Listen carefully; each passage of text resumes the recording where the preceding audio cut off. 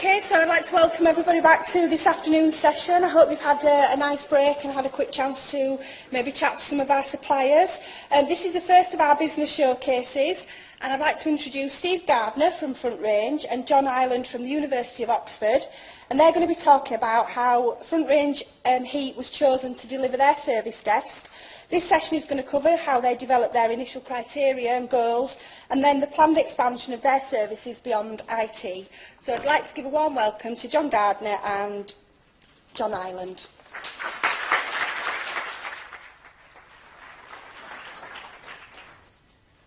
So good afternoon, everybody. My name's Steve, and I'm the UK Regional Manager at FrontRange. Now, FrontRange are not only new to this event, we're new to USISA this year. We sort of first discovered the organisation. I think it's an organisation through our relationship with the University of Oxford. We've been sort of tracking what's been going on, looking at the events you've run historically, and we've sort of decided this is a good forum for us to contribute and come and listen and learn and sort of work with you going forward. So we're very pleased to be part of the USISA community. What we're going to talk about today is the project that is currently ongoing at the University of Oxford. My co-presenter, John Ireland, is not as billed in your programme. We have had a late substitution. Obviously with the World Cup coming on, we thought it was appropriate we had substitutions. We're going to sort of present some of the ideas behind the project, where the project came from, what the goals of the project are, and then we're going to talk a little bit more. I want to come back about the contribution of the vendor to the actual project itself. So the first item is going to be overview and goals with John. I'll come back and do the FrontRange perspective, and then we're more than happy to take some questions at the end. So, John. Thank you, Steve. Right, I can see it down there. So 2 years ago, I think a lot of you would have been here enjoying a nice USISA Support Services Group conference, and Oxford was just preparing to go into its merger of IT, which, as noted earlier, an awful lot of other places have gone through or are going through. The interesting thing for Oxford was that this wasn't a merger of university IT overall, or a merger of libraries IT with libraries with central IT. This was a merger of our 3 central IT departments into 1 central IT department. Why do things once when you can do it 3 times? On the slide you can see we've got, these are the 3 key areas we had. There was a team looking after the kind of core business systems, the student records, the alumni, the finance, the HR side, and so forth, mainly focusing on the university administration. And they had followed quite they'd got a lot of processes in place, they understood how things were being driven, they had agreements with business owners and so forth, and a reasonable understanding of what the needs were in that sort of area, and the support model had followed that.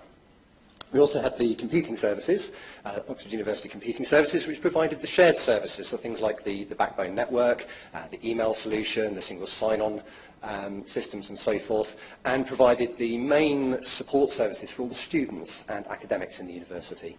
And each of those 2 groups was sort of the order of about 120 members of staff. And then we had a third team, much smaller, the ICT support team, which was set up in 2005 to provide managed desktop solutions into the Central University, University Administration, and the libraries. But in a review, we had a PricewaterhouseCoopers review, there were a number of concerns raised about this organisational structure and how well it suited the university and the way it operated. In particular, there was not always agreement over which of those groups was responsible for what was going on. It was unclear how to prioritise investment across those 3 areas, and the support was, users didn't know who to phone about particular systems. When they did phone somebody about a particular system, they were told they needed to phone the other part. The other part had never heard about it, so they got passed on to a 3rd section. You can see it just going round and round. And so it was decided we needed to have a consolidation, this merger of the central IT services to create Oxford University IT Services, and that's where I'm speaking from now. It was made slightly more complicated by the fact that within those 3 departments there were more than 1 help desk for each area.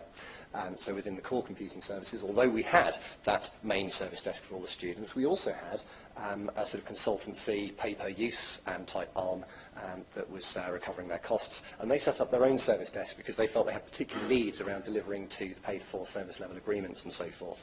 And likewise, we were developing the support areas within the business services and projects team. They had support areas covering the student systems and covering the finance, but they also had teams, for example, a web team, who were very happy to take calls from the end user and try and resolve them there and then. So there was sort of a whole range of different support bits and pieces that were cropping up.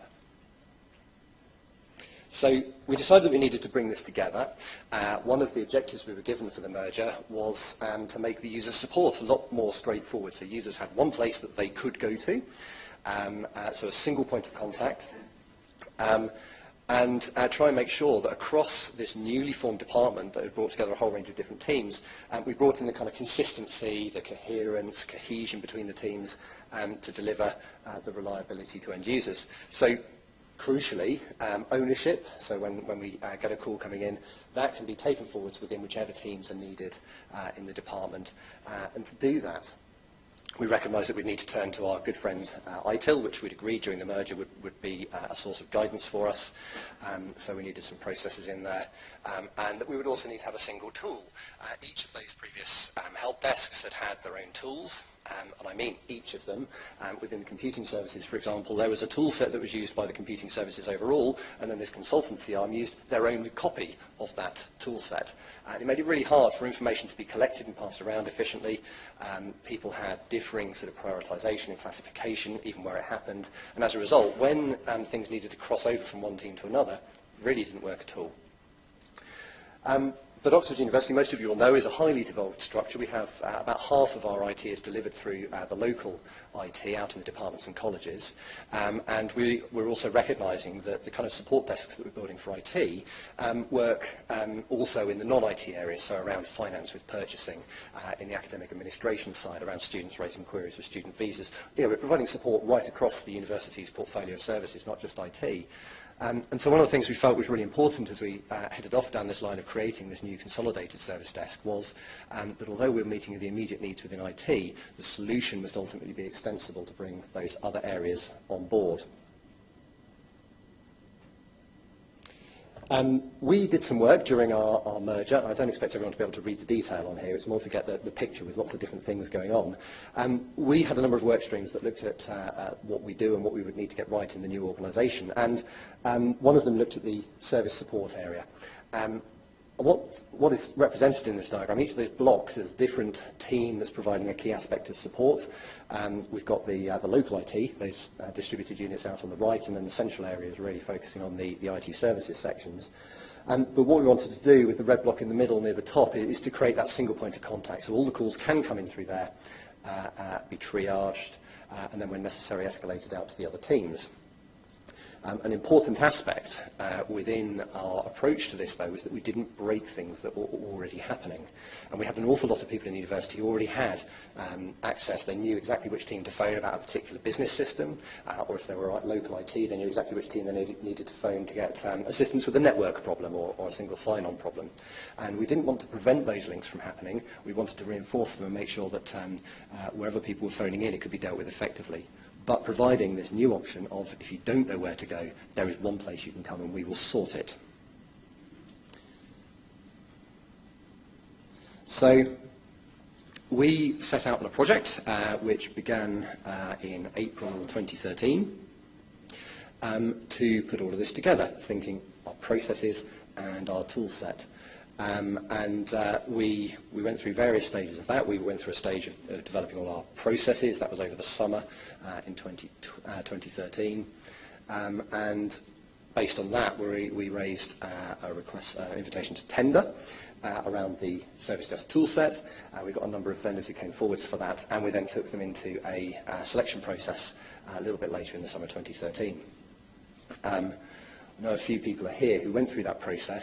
It was reasonably grueling in terms of the number of hours that everybody had to put into it, recognising the complexity of the sort of structure we had, the number of different teams in central IT and in local IT, the complexity of the interactions between them, the range of different services that we had in there.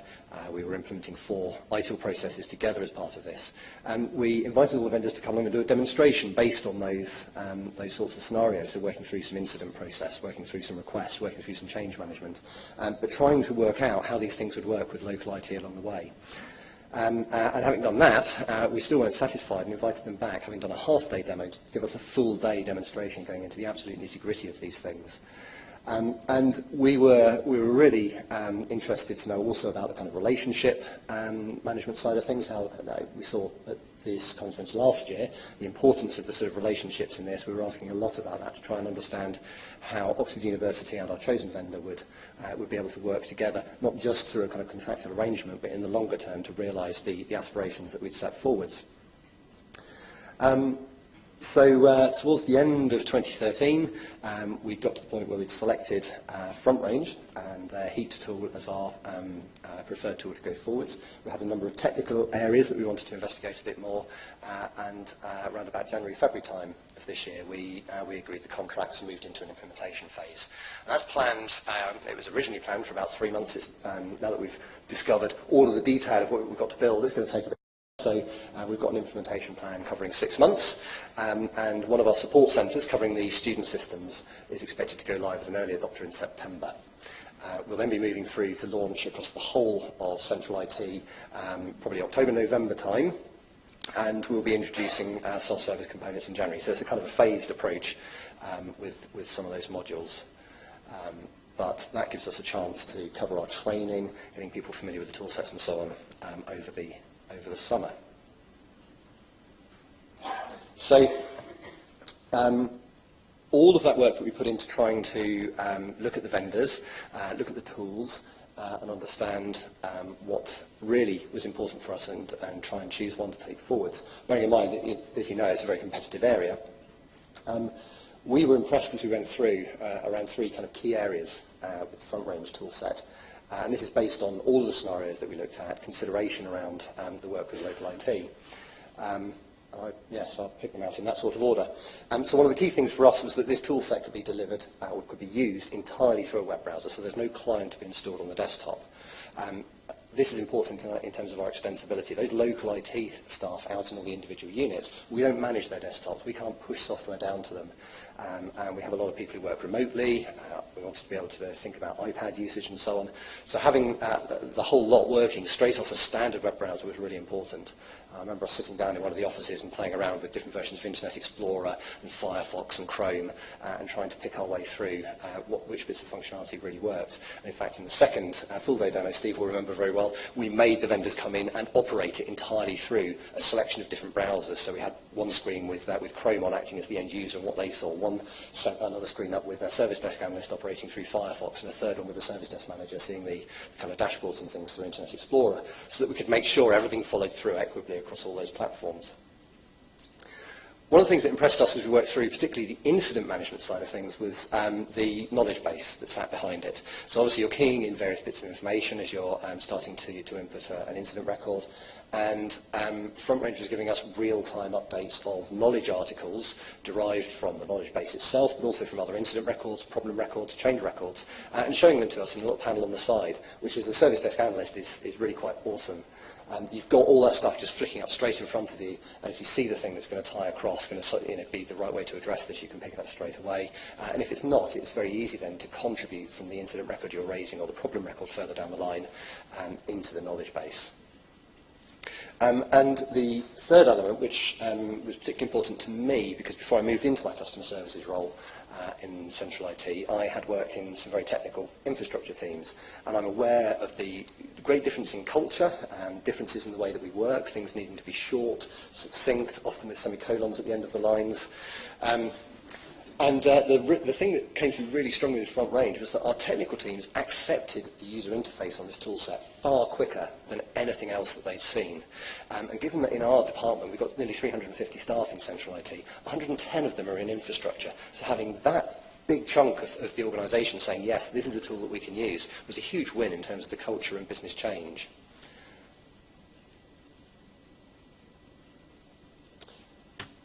So I think at this point I hand over to Steve, who's been stood in front of us, I think, at this stage for nearly 2 days. I promise not to stand in front of you for 2 days. So when we got this speaking slot, I had to decide what was the most useful thing I could talk about in relation to the project and our relationship with the University of Oxford. One of the things that what I decided to do was, so rather than focus on the processes that we're supporting or our products, you can go and see our product outside, I would try and just talk about what we've found and what we are finding is different about projects in service management projects in higher education and university organisations. There are some specific things that we've come across and that we're finding and learning about which are different to projects outside in other in public sector and in private sector. However, there is a lot of commonality, but I think I'll just focus a little bit on the differences. So I'm going to focus around people, process and technology. It's always a good way of actually looking at things. I picked out a couple of things that were kind of in the background when we arrived, and John's already alluded to them. There was a quote, and I think it came from a third party who were doing some process work with the organisation. It just sort of said there's a high degree of customer satisfaction which is sort of based on individual heroics. So you're centralising your desk, you're bringing in common processes. However, you have got a high degree of customer satisfaction out there. So you've got to do this at the same time as making sure you don't lose out on that customer satisfaction, which has been built up over many years, personal relationships, personal contacts, knowing who to go to, the expert who sits around the corner.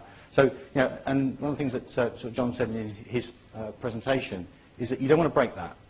You want to make sure that people who have got the number, who can go to those points, are able to get into the system, into the process, get the support, the help, get their requests dealt with, at the same time as making sure they are part of the process, the information is captured and it's all rolling up into the metrics and management information. So that was one of the key things that we picked up when we came in. The second one is obviously just not breaking what's already there. And there's these adage that if it's not broken, don't fix it. Obviously there were things to be fixed, but we did need to make sure that we didn't break some of the good things that were already happening and established. So I'm not going to talk about the product, but we're putting in our latest cloud product. It's a SaaS implementation.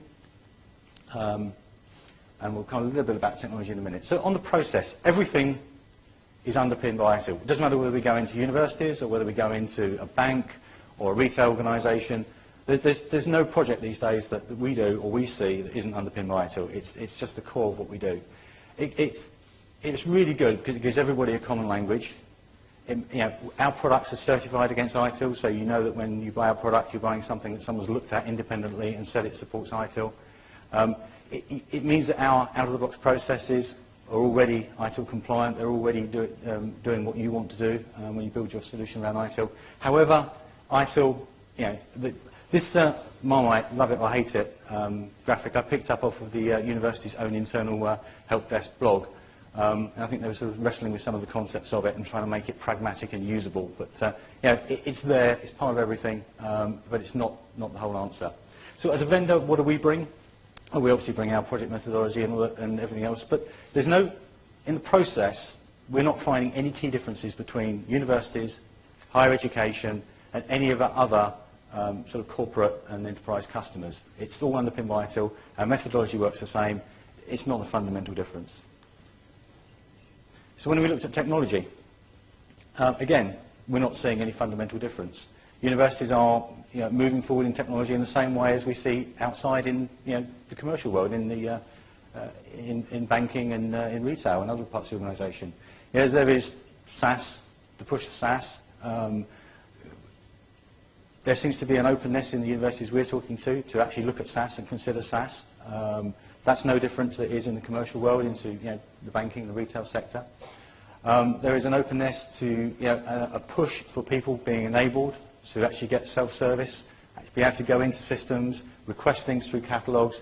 This is the big push that we're seeing as a vendor. And again, universities are no different. The technology we're bringing to market is being adopted and used in our universities just the same as it is everybody else. So there's good conflict in the commonality there. However, what I would say is that the interest and demand for getting service catalogues, getting self-service into organisations is actually probably faster and more aggressive in the universities than we see in a lot of our commercial sectors. And maybe that's something to do with the kind of the third point I looked at. And this is where the real difference starts to kick in. Any project we do where we go into an organisation, there are customers. And the customers within higher education have a different profile and a different way of working and a different way of engaging with service management with IT organisations through service management than we see in the, as we would say in a bank. There is more complexity about the relationship the customer has with IT in universities than you would find in a general case. A student can change their identity a number of times in their relationship with a university. A student can become part of a faculty. They can be an administrator in the faculty, they can be a student in another college, and they could even be working in the IT team part-time in a support function. So the relationship the individual has with the service management organisation is much more complex, is more fluid, and actually identifying what services a person's entitled to when they present themselves to the service desk actually does give the vendor, us, quite a challenge. And I think it's fair to say, John, we're quite a way down the track, but I don't think we've actually cracked everything yet. There's still challenges out there that somebody can actually represent themselves in a number of different ways, entitlement to a number of different services, and actually identifying who they are is quite a challenge. So that's probably the big difference. The other thing that we found, and particularly sort of working with the University of Oxford, is that there are other departments that have autonomies and have responsibilities, and they are part of a wider IT community.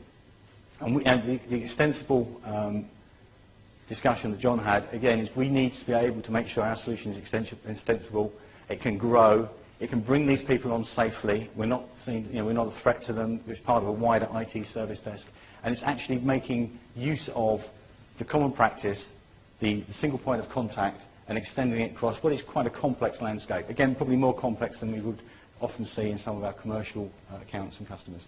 On the right, it would just be worth putting up some numbers around the sorts of people that or numbers of people we're working with in central IT, distributed IT through the colleges and departments, the number of colleges that we're actually working with, the independent departments within the organisation, and the number of end users. That for us is quite a complicated landscape.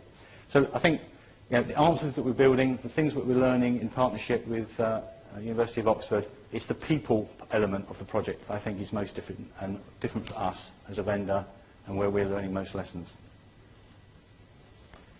So future plans, where are we going next? As I said, the adoption and the demand for service catalogues, self-service, and self-help from users is, if anything, more aggressive in the higher education university sector.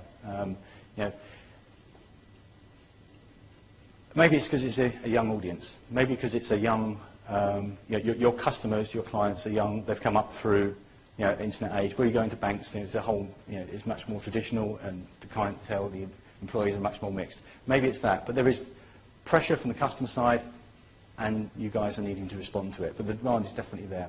So our plans, in conjunction with John and his team, is to actually grow the solution that we're putting in place, to actually get it to go out across not just IT, central IT, but out to the departments and their IT functions. We're now looking at the admissions team and the administration admissions team around doing some case management, so that you raise a case, treat it very much like an incident. It may be a different form, different data, but a lot of the processes are the same, so we're starting to work on that. Expanding it to IT purchasing, and again, opening it up to different parts of the college and sort of growing the footprint and actually bringing it all into that standard platform and those standard processes. We've left 4 minutes for any questions that you might have.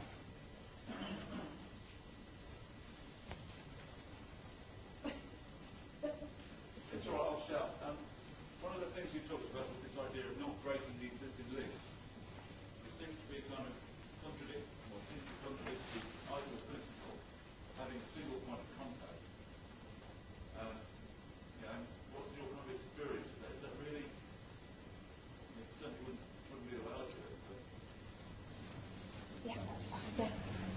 So the question's about the comments made about not breaking the links that had already been in place, but the way that that stands against ITIL advice that you have a single service desk as a single point of contact and all the calls go through that.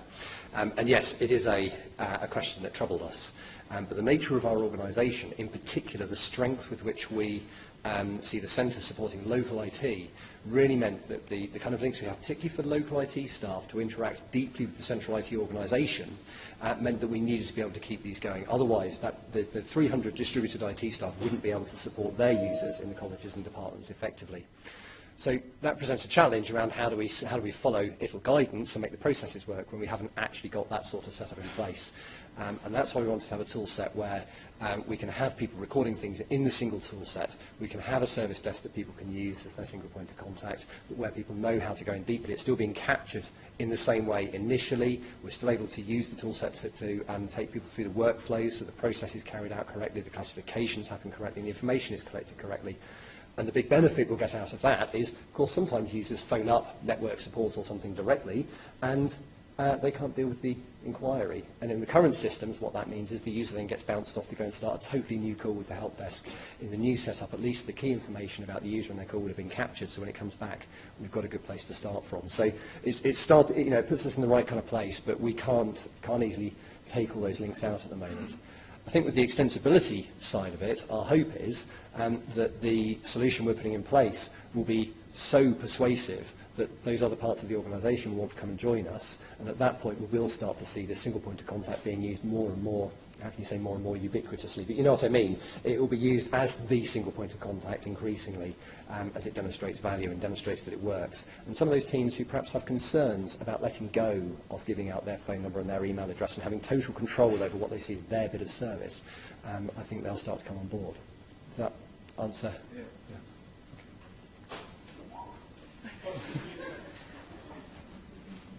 Right, I've got a question for Steve. Steve, what is fundamental about FrontRange that's above and beyond all the other vendors that are out there? Come on, tell me something useful that we don't already know. We know it follows ITIL, we know it's out of the box, we know it does processes. Why FrontRange versus everything else that's out there? Sherwell, Top Desk. We think we're best at automation. In what sense? Workflow, the ability to automate processes and efficiencies inside the organisation, inside the service desk. That if we had to lead with anything, we'd lead that as a strength. Okay, thank you. I could add one more thing to that, that actually the most important thing is always the relationship we have with the customer, but that's not what you asked. Okay, thank you very much for that, John and Steve.